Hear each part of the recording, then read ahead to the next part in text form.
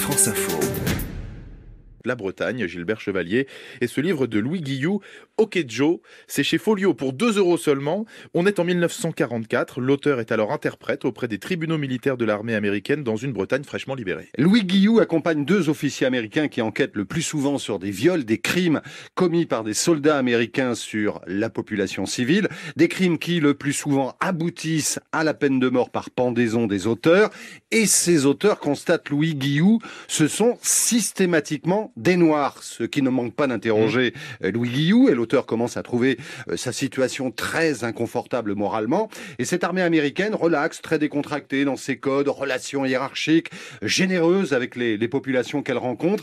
Cette armée bien équipée, bien habillée, civilisée, n'est évidemment que le reflet de ce qu'est la société américaine de cette époque. Ségrégationniste, raciste et impitoyable avec les Noirs.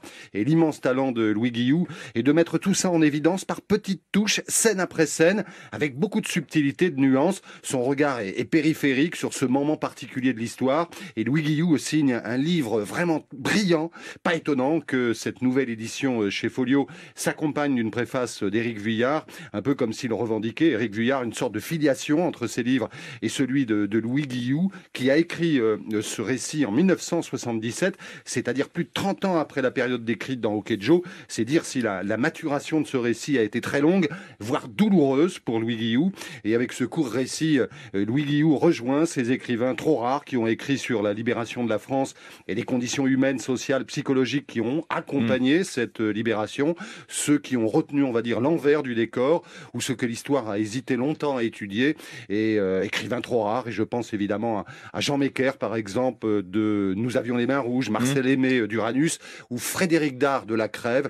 Et ça donne évidemment envie de lire d'autres romans ou récits de ce Louis Guillou, mort en 1980 et trop largement méconnu.